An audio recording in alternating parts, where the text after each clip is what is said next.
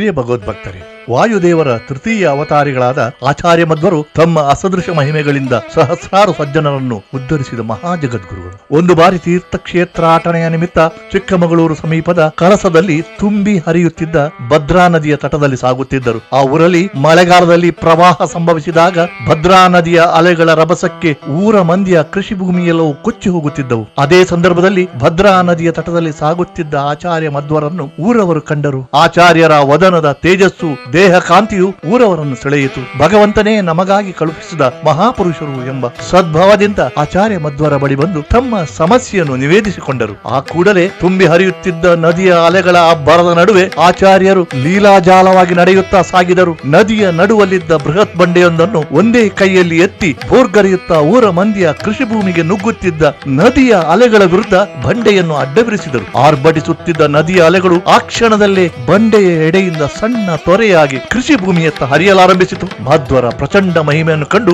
ಜನ ಮೂಕ ವಿಸ್ಮಿತರಾದರು. ಆಚಾರ್ಯ ಮಧ್ವರಲ್ಲಿ ಭೀಮಸೇನ ದೇವರ ವಿಶೇಷ ಶಕ್ತಿ ಪ್ರಕಟವಾದ ಕಾರಣ ಈ ಬಂಡೆಯು ಭೀಮ ಬಂಡೆ ಎಂದು ಪ್ರಸಿದ್ಧಿ ಪಡೆಯಿತು. ಆತ್ಮೀಯರೇ, ಕಳಸದ ಭದ್ರಾ ನದಿಯ ಮಡುವಿನಲ್ಲಿ ಮಧ್ವರ ಮಹಿಮೆಗೆ ಸಾಕ್ಷಿಯಾದ ಶಿಲಾಲೇಖ ಸಹಿತವಾಗಿರುವ ಭೀಮ ಬಂಡೆಯನ್ನು ಇಂದಿಗೂ ಕಾಣಬಹುದು. ಪ್ರೀತೋಸ್ತು ಕೃಷ್ಣ ಪ್ರಭು.